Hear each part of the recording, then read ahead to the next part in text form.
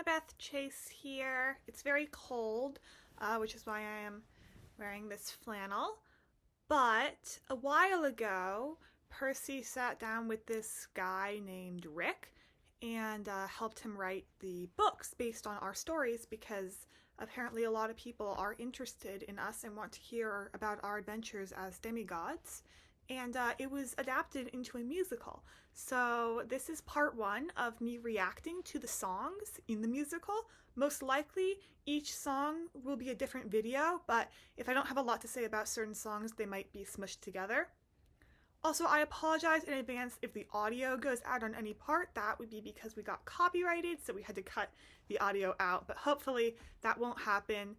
And hopefully we can just have fun and enjoy this. The first song is called Prologue / The Day I Got Expelled. That is already not a good sign, but I do know that that happened to Percy a lot, unfortunately. That can happen to demigods quite often, just because, you know, strange things happen to us and mortals don't understand what's happening and they get scared and so they kick us out. Also, yes, I am sitting on the floor of my dorm in New Rome.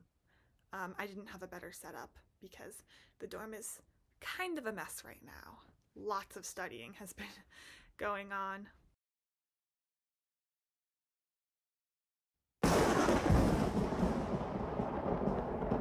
Okay, just already it starts with the thunder, which I really like because that establishes Zeus, and it is called the lightning thief, and that very well could be like symbolizing his anger at his lightning bolt being stolen. Like, it just starts the show off right like that, which I do really like. I think that definitely encaptures like a good part of our lives, the like danger of gods being angry. The gods are real. Oh, Luke. Right, Luke is going to be in this. Oh, and I see Selena down there. Okay. This is gonna be an emotional ride, but I am ready for it. Like the ones you learned about but weren't paying attention to. That is so true because well, they don't pay attention to you either, especially if you're their kid. That is also true. It is true that demigods do not pay attention in class very often, and it is also true that the gods do not pay attention to us, their kids, until it's convenient for them. The gods have godly things to do. Yep, they do. Godly places they need to see. Godly plans they need to make. I really like how it's saying godly instead of it's not like the gods have things to do. They have godly things to do. So they're not things that us mortals or demigods would consider to be that important. Godly places they need to see. It's not even like normal places. They're just on this other level and they don't think like us at all and we don't think like them, and I think that that really helps establish that. And those kids have issues. Yes, we do. Daddy doesn't love me and mommy is a god. Mommy can protect me and daddy is a god. Okay, I really like how the mortal parents were shouted out in that, and how oftentimes demigods' issues don't just come from their godly parents ignoring them, it also comes from their mortal parents. So personally, you know, at this age, at age 11, I really connected to that line, Daddy doesn't love me and Mommy is a god, because that was my life at that point. Thankfully, I have worked on my relationship with my dad and we are on better terms now. I think Percy was very lucky that he had a mother who cared so much about him. I think it does help that Sally actually knew that Poseidon was a god before anything happened. She knew what Percy was going to be like. She knew he was going to be a demigod. She knew all this stuff was going to happen. But a lot of times mortals don't know that, and they're not stable, like Thalia and Jason's mom, and or Luke's mom, and it can cause a lot of issues. So I'd like that they called out both parents. Like, we really just don't have any steady parents and there's no guarantee about any of that. Mommy is too busy and daddy is too busy. Yes, they're both busy being a god. Yeah, you never listen to me, you never listen. You never listen.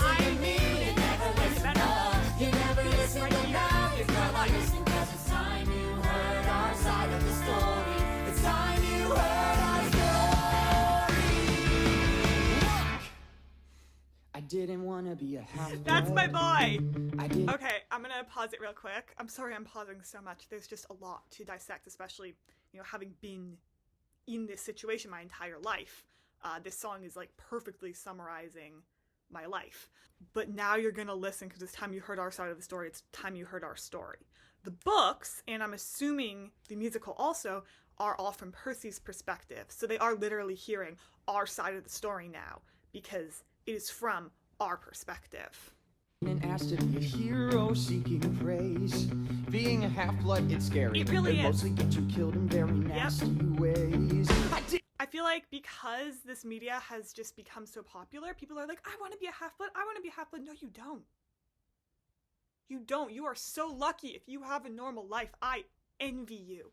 Like, I just want to go to college, become an architect, live a long, happy life with Percy. And unfortunately, the chances of that happening are pretty slim. Even though Percy and I have made it this far, even though we're now in New Rome, like, there's still a much higher chance that we could die than any mortal. So... Didn't want to cause trouble. I'm less a player and more the played. And honestly, I'd totally be fine if I could make it to the next grade. Okay, I feel like that not only goes for Percy, because he got expelled from so many places, that goes for a lot of demigods, because all we want is to fit in and to be accepted. And it doesn't work. Because we're all labeled as like troubled children, different. We are different, but not in the way that people think. And it turns into pretty nasty situations with teachers. You know, I ran away when I was 7, so I didn't have a lot of those experiences, but everyone I've talked to who has been in mortal schools before they realized that they were a demigod just says it was awful. Once they realize, you know, they can control their powers, they know how to maybe like go deal with the monsters without everyone finding out. Percy that didn't really happen for him. He continued to get expelled even before school started that one time. But you know, it did get better. He at least understood what was happening. I mean, right now, obviously, he's narrating it, like his past self is narrating this, but he doesn't know when he gets expelled from this school. He doesn't know he's a half-blood. He doesn't understand what's happening to him. And I do feel really bad for him. I definitely feel like if I had been in his head, if the story was being told from his perspective, even in my mind, I would not have been so mean to him at the beginning. But he was really annoying. Okay, we're gonna... It wasn't dirty socks or my stepdad. It was danger that I The fact that Percy still to this day refers to his stepdad, his past stepdad, as Smelly Gabe says something about how much Gabe smelled, which I know was on purpose. Sally Jackson is a genius. I love her dearly. She deserves so much better than Smelly Gabe. The day it all went down, the day I got expelled. Maybe you don't know what a half-blood is because your life is normal and happy and not constantly in danger, but my life... Yes, that is what I was saying. Being a half-blood is awful. It's not fun. Don't be a half-blood, kids. We were geeking out on ancient Greek at the New York Metropolitan Museum of Art. I know what happened here. Percy has told me. I do find it very funny that they were literally, like, studying Greek, which I know was on purpose. I know that's why Chiron, you know, got Percy there, but it is still amuses me. Mr. Brunner and my substitute, Mrs. Okay, Mr. Brunner is actually Chiron. Mrs. Dodds is Alecto. Just want to make sure we're all on the same page about that. His dad's hadn't done nothing wrong, was it rude, hadn't rebelled. Okay, I believe that he wasn't trying to be rude or rebel or anything, but I sincerely doubt that he actually hadn't done anything that day. He is always sarcastic, always sassy. I've seen him interact with teachers and I've seen him interact with gods and be so sassy, so sarcastic, walk away and be like, why didn't they like me? So he believes he hasn't done anything wrong. I don't believe that. I think Percy's being an unreliable narrator right now. On the day it all went down, The day I got expelled. The Greek gods, almighty titans of earth, sea, and sky. But even they were So they're children once, establishing and they the didn't Greek have it easy. gods. Their father, And especially Kronos, because he's, you know, a big part of the plot later. They're establishing it early for the audience. I like that. Kronos, feared the day his children would inherit the earth. So what did he do?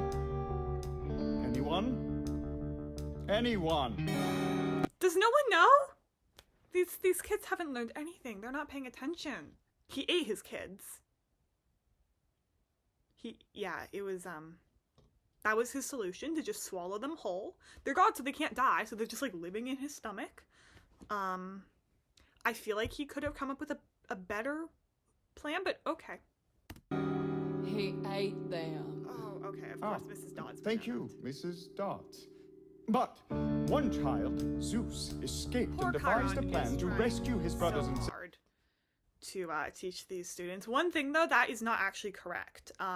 So Zeus did not escape. He was a baby. I don't know how you want a baby to escape. Rhea, his mother, put him aside and fed Kronos a rock instead. So Zeus didn't feed Kronos a rock. Rhea was like, here's your son. And Kronos thought the rock was Zeus. So then Zeus was able to grow up far away and then come back and save his kids. Sisters, he tricked Kronos into eating a rock. He did. And what did Kronos do? Anyone? Any student? Not Mrs. Dodds. He Still vomited Mrs. them Dodds. up. So he did vomit his students. No, he did not vomit his students up. He vomited his children up.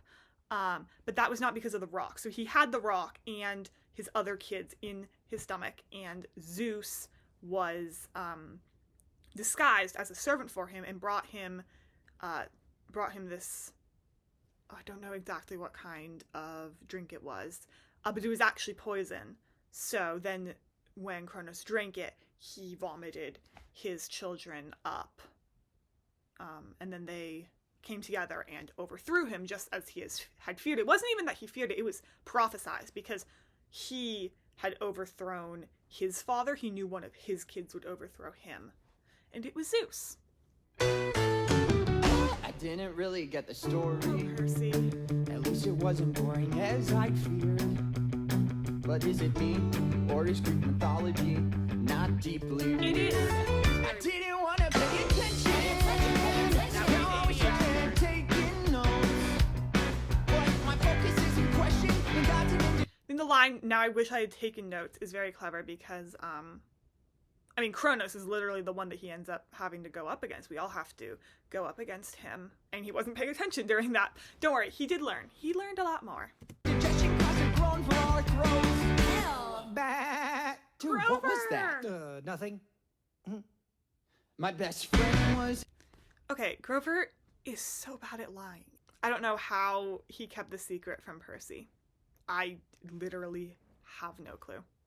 acting strange, at which he's so excited. Whoa, be nice to The Grover. day it all went down, you. the day I got expelled. Why do you have peanut butter in your hair? Ask Nancy Boba Fett. She's a monster. Nancy Boba Fett. I have heard about her. Apparently Percy shoved her into a fountain.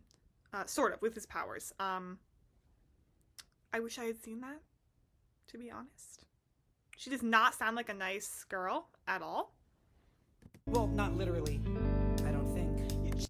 Because Grover's a satyr and he's trying to spot the monsters in disguise. That is clever. That is nice foreshadowing about Grover's character reveal. She threw a peanut butter sandwich at you? She threw a peanut butter sandwich at you. I stopped it with my head. Aw, Grover, you are a good friend. Yes, Aw. yes, Percy. Dude, I'm your only friend. Grover! Be nice! Be nice! Percy was so nice to you. And then you responded with that. Jackson. I knew something was up when I heard my name get yelled. Okay, what about that is making you think something's up, Percy? I get the feeling teachers yelled your name a lot. The day it all went down. I saw something out of Mrs. Oh, Johnson's it was room. like... The yeah, day it all got yeah. weird. The day I got expelled.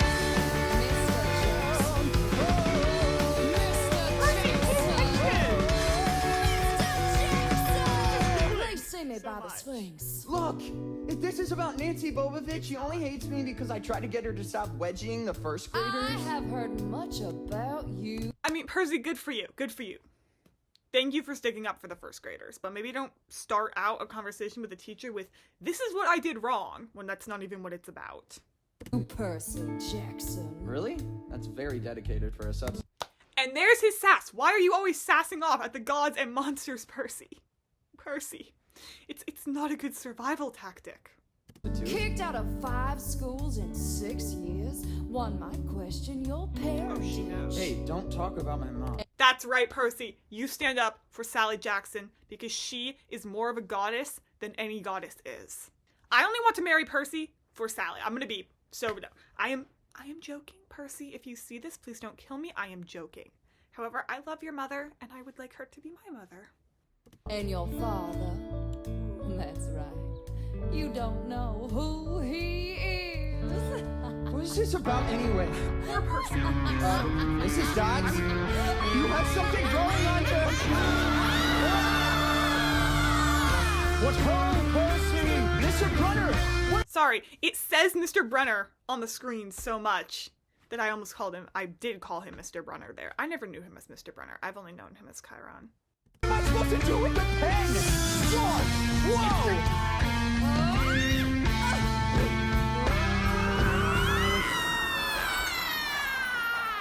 I like the shimmer. It's like I can almost picture her literally turning into dust right then. The like gold dust. That's very cool sound effect. Mr. Brunner?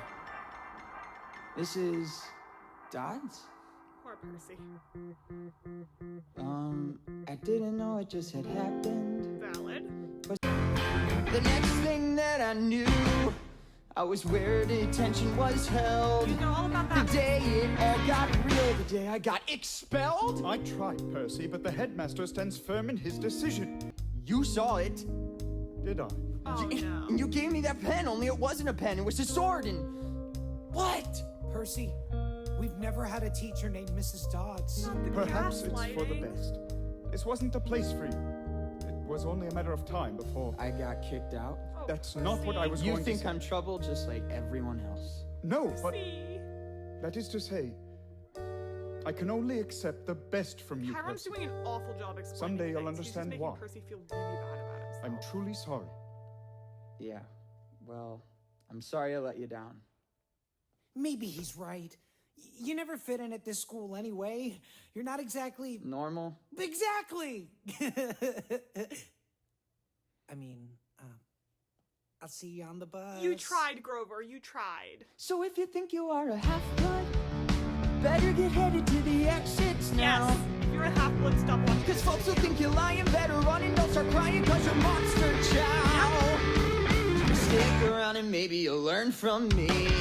This ain't Odysseus, it's Odyssey. Nobody listens to me, they never listen to Expelled! Okay, so the first song, that was really long. The rest won't be that long. I like it. I think it really captures the vibe. You know, it has its dark moments. It's like, it's very fun. It's very goofy. Percy's like very sassy and stuff, but then it has its darker moments. Like with the whole like, they never listen to us, or the like, even the dark things will be said so casually, like your monster chow. I feel like that line was, I mean, that's true. Like, so many demigods have died because of monsters or because of each other. Like, I mean, the wars have been really, really awful to go through. And Percy, yeah, I feel like whoever's playing Percy in this is doing a great job embodying him. I think this is a really faithful adaptation so far, and I really like it. And I look forward to watching more of the songs, or listening to more of the songs.